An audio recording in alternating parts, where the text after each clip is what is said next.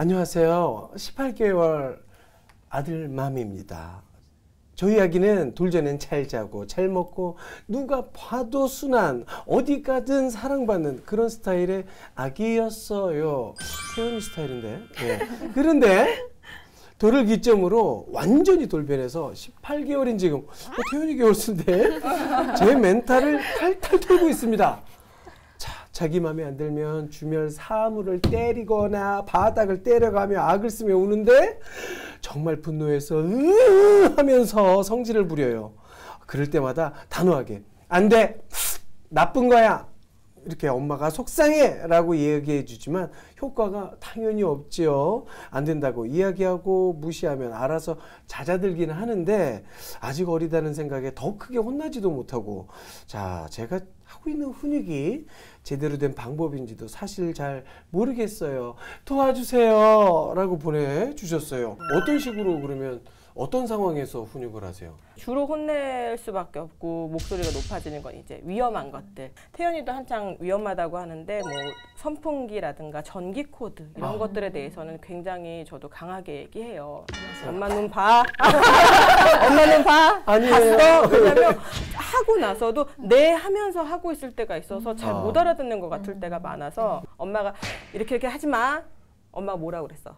다시 한번 얘기해봐. 아이에게 눈을 보고 얘기를 하자고 하시는 건 굉장히 좋은 태도신 것 같아요. 왜냐면 특히 이게 남자아이들, 여자아이들 다 떠나서 그 저희 모든 대한민국 어머님들이 하도 육아서를 많이 보셔서 이렇게 아이들한테 앞전에 이유를 너무 길게 설명하세요. 그러니까 안 된다는 사인을 앞으로 먼저 안 주시고 뭐 만약에 입장을 바꿔 생각해봐. 친구가 얼마나 속상하겠니? 엄마는 어떤 기분인지부터 쭉 얘기하고 뒤에 그러니까 안 돼? 라고 하는데 그때 이미 아이의 주의력은 다 흐트러져 있는 상태예요.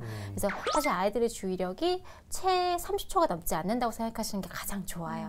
항상 내가 원하고자 하는 메시지는 가장 앞으로 그리고 아이 컨택 후에 그러니까 아이가 내 눈을 보지 않았다면 나의 사인은 들어가지 않았다고 생각하시는 게 맞아요. 예, 그러니까 아까 말씀하셨잖아요. 이렇게 뭔가 얘기하고 있는데 아이가 딴짓을 계속 하고 있다고 생각해서 눈을 보라고 하신다는 건 굉장히 좋은 태도세요. 근데 거기서 저희가 먼저 그 앞전에 생각해야 될 거는 예를 들면 주변의 환경을 바꾸는 거죠.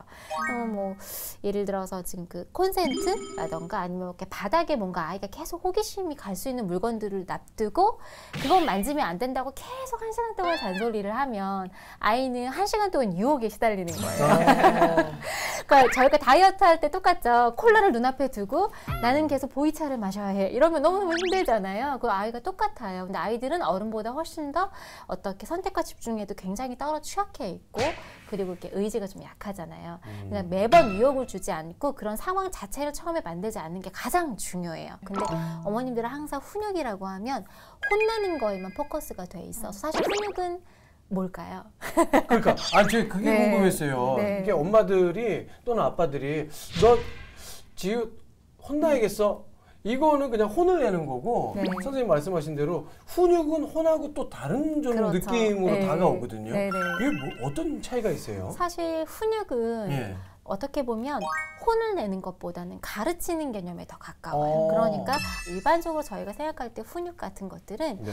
아이가 완전히 미성숙한 상태로 태어나잖아요. 아무것도 모르는 백지 상태로 그럼 어떻게 살아가는지를 가르치는 작업이라고 생각하시면 돼요. 근데 그 작업 중에서 잘 안 되거나 좀 더 위험하거나 누군가를 해하게 되는 작업들에겐 조금 이렇게 언성을 높이거나 이런 건 좀 좋지는 않지만 그래도 뭔가 화를 내지 않고 아이를 강력하게 제재하는 것 그런 게 입혀지는 거죠. 이제 그런 부분들이 좀 생기는 거예요. 근데 사실 전반적으로 봤을 땐 가르친다는 개념이 가장 좋아요. 네, 그리고 영유아 때는 사실은 라포, 그러니까 엄마랑 내가 친해야 이제 엄마가 모델링을 할 수 있잖아요. 엄마의 모습을. 그리고 나면 사실 훈육이 필요하지 않은 챕터들이 생겨요. 그러니까 이게 사실 이따가 뒤에서 또 저희가 얘기를 나누게 되겠지만 이 점진적으로 사실은 요새는 또 어떤 트렌드냐면 훈육을 하지 말자. 라는 트렌드가 있어요. 그러니까 이렇게 생각하시는 거예요. 그러니까 훈육을 하지 말자라고 하면 그러면 화내지 않아요? 혼내지 말아요? 이렇게 되는데 그게 그렇죠. 아니고 가르치는 것에서 화내거나 뭔가 아이를 강력하게 제재하는 것을 인위적으로 하지 말고 라포를 충분히 엄마랑 형성하고 나서 엄마의 좋은 모습, 건강한 모습을 모델링하게 되면 그렇게 강력한 제재를 뭐 큰 목소리나 화를 내는 걸로 강력한 제재를 하는 것이 점차적으로 줄어들게 된다는 거죠. 잠깐만요. 네. 이게 좀 어렵죠? 이게 조금 네. 이게 어렵고 지금 네. 약간 정신이 혼미해졌거든요. 이게 아니, 우리 최지현 선생님 말씀이 귀에 쏙쏙 들어왔는데 네. 오늘 거 제가 어렵다. 그러면은 네. 조금 이해를 쉽게 네. 이건 뭐 대본에도 없는 건데 제가 그러면 우리 수현 씨는 지우 역할을 하고 네. 선생님은 엄마 역할을 해요.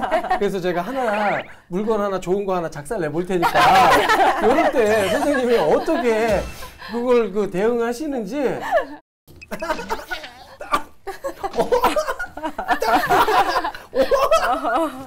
어머 너무 재밌어요. 지우야, 예? 엄마 눈 봐야지. 아 이거 지우 재밌는데 지금 뭐하니? 이거 공 던지기요. 그렇구나. 공 던지기 하고 싶구나, 지우야. 그 네. 행동을 멈추게 하려면 지우야 여기 말고 네가 할 수 있는 공간은 소파일 수 있어. 이렇게 공간을 제한해 주는 거죠. 여기가 재밌는데. 아 여기가 재밌구나. 네. 그런데 이렇게 하면 다칠 수도 있어. 제가요? 그럼 TV 아니고요?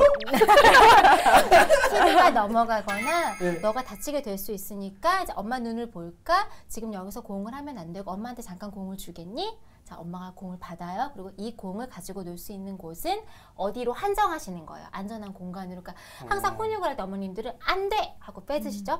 그리고 여기선 안 돼. 딴 데 가서 해 하고 그 훈육이 끝나세요. 아니면 위험해, 잘못된 거 하고 끝나시는데 그게 중요한 게 아니고 예. 사실은 그 뒤에 그래서 이것을 안전하게 할 수 있는 곳이 어디인지로 가이드를 옮겨주셔야 돼요. 그래야 그 다음에는 이런 행동을 안 하는데 엄마들이 보통 이 1단계에서 끝내세요. 그러니까 안 돼, 위험해, 그 행동을 멈추고 그것을 안 하는 거에만 포커스가 되신 거예요. 근데 사실 아이는 그걸 계속 하고 싶죠. 아이 호기심이 있잖아요. 그렇죠. 그리고 아이가 하고 싶은 욕구도 있잖아요. 그러니까 그거를 안전한 다른 장소로 옮겨주시는 거예요.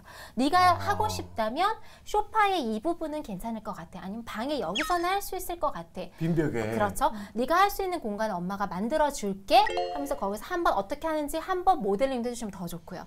이렇게 하면 더 재밌지 않을까? 이렇게 하면 더 즐겁지 않을까? 이렇게 하고 아이가 거기서 함께하는 모습을 보고 탈의하시는 것이 가장 좋아요. 대안을 안 주고 그렇죠. 혼내는 것까지만. TV 틀어줄게. 제일 먼저 선택하신 대안 TV 틀어줄게. 그 다음에 뭐냐? 뭐 먹을래? 뭐 우유 줄까? 초콜릿 줄까? 라든가 너 평소에 레고 좋아하니까 레고 할까? 이렇게 아이가 지금 하고자 하는 욕구를 다 상쇄하고 새로운 욕구를 대체하시려고 하는데 그건 별로 좋지는 않아요. 아이가 짜증을 많이 내게 돼요. 예, 그리고 잊어버리게 되죠. 다음번에 똑같은 자리에서 계속 똑같이 해요. 왜냐면 그때는 멈추는 법만 가르쳐줬기 때문에 그걸 다른 곳에서 할 수 있다는 그런 모델링 자체가 안 되는 거예요. 그러니까 다시 또 여기 와서 하는 거죠. 끊임없이 무한 반복인 거예요. 그걸 다른 곳에서 할 수 있다는 그런 생각의 전환이 아이들은 잘 못해요. 그러니까 그걸 엄마가 해주셔야 되는 거거든요. 그래서 거기까지가 사실 훈육, 그건 사실 혼낸다기보단 가르치는 거죠. 그렇죠, 그렇죠. 네가 하는 이게 위험하고 또 어떤 경우에든 엄마가 속상하는 뭐 TV가 망가져서 그런 경우도 생길 수 있으니 이것을 다른 곳에서 우리가 서로 마음 편안하게 할 수 있는 방법이 있다는 걸 가르치는 것. 그게 사실 거기가 훈육이라고 볼 수 있는 거예요. 그렇게 하신다면 좀 화가 좀 덜 나고 또 나도 아이를 혼내고 난 후에 그 미안한 감정을 투사하게 되시잖아요. 맞아요. 혼내고 이제 자는 아이를 쓰다듬으면서 엄마가 미안해. 그렇죠. 뭐 고해성사하면서 엄마가 너 많이 사랑하는 거 알지? 자는 아이 귀에다가 막 말하고. 자는 아이 머리 맛에서 막 그 자기의 죄책감을 토로하면서 이마에다 뽀뽀해주고 막. 친구한테 전화해서 나는 모성애가 없는 것 같아. 여보 나 왜 이럴까? 막 이렇게 되시는데 사실 훈육을 하고 나서 미안한 감정이 드는 건 서로 좋지 않아요. 아이도 만약에 엄마가 아이한테 사과를 한다면 아이도 나는 잘 못 느꼈는데 엄마가 나한테 뭔가 잘못된 걸 한 건가? 나한테 뭔가 위험한 걸 한 건가? 그렇게 오인할 수 있겠죠. 왜냐면 엄마가 훈육했다고 생각했는데 뒤에 사과를 붙인단 말이에요.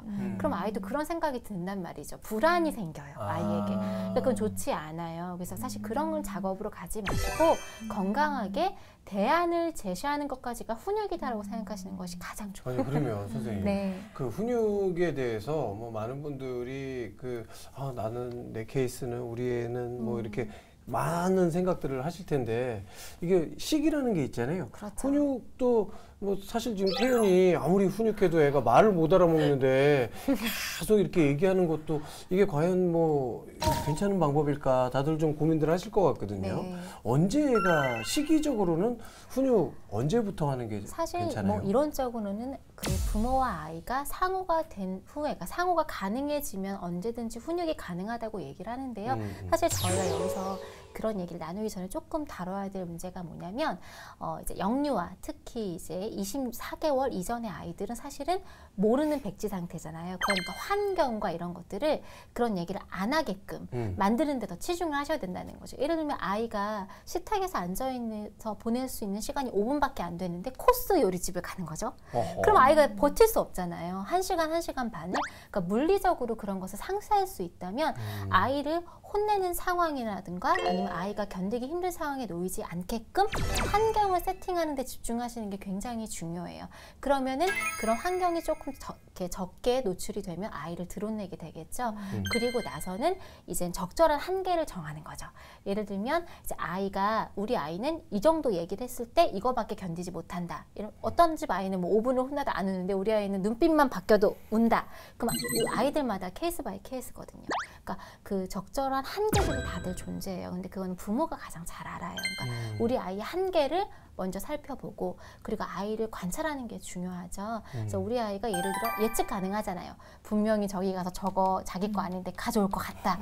그러면 그것을 동선을 끊어내는 것도 엄마의 몫인 거거든요. 예측 가능한 것은 반드시 그 전에 그 일이 벌어지기 전에 가서 그것을 미연에 방지하는 것이 훨씬 중요해요. 그것도 다 훈육에 들어간다는 거죠. 그래서 그런 것들을 다 했음에도 불구하고 이제 안 된다면 그때는 이제 뭔가 좀 더 이제 강력한 어조와 아니면 이제 엄격한 태도로 아이에게 얘기하는 타이밍이 오는 거죠. 이제 그럼 그렇게 분리를 해보고 연령대에 있어서는 사실은 24개월 전에 특히 16개월부터 24개월이 굉장히 피크예요. 어떤 피크냐면 아이는 머리는 깨어있는데 언어는 느려요. 눈치는 다 아는데 말로 못해요. 그리고 몸으로 얘기하죠. 맞아요, 그러니까 맞아요. 신경질적인 반응, 공격적인 태도가 가장 많이 새롭게 나타나는 그런 시기예요. 근데 그렇죠. 근데 사실 그때는 시간에 기대는 그런 시기라고 보시면 돼요. 그러니까 부모가 좀 견뎌줘야 되는 시기인 거예요. 사실은. 왜냐면 그 시기엔 아이가 내가 아는 거는 많지만 말로 할 수 없기 때문에 엄마한테 찡찡거리고 내가 이렇게 행동으로 뭐 돼 안 돼를 이렇게 표현을 못하니까 뭔가 공격적으로 내가 가장 할 수 있는 큰 액션을 사용해서 표현하는 거기 때문에 이제 그럴 땐 아이한테 좀 기다림의 미학으로 이제 내가 이제부터 슬슬 아이를 조금 가이드해야 되는구나 라는 생각으로 천천히 가셔야 되는데 16개월과 24개월 있는 아이들을 이제 계속 엄마 눈을 보는 거야 이러면 안 되지 안 돼 하면 하루 종일 안 되만 하다 끝나시는 거죠. 그럼요. 그거 들으면 옆집 아저씨가 지친다니까요. 예, 저 집은 맨날 안 된대. 그러면서 네. 그럴 수 있어요. 그럴 때 사실은 그것을 꼭 완벽하게 클리어하게 문제를 상세하지 않아도 아이에게 크게 뭔가 아이가 공격적인 아이라던가 문제를 가지고 있는 아이로 성장하는 건 아니에요.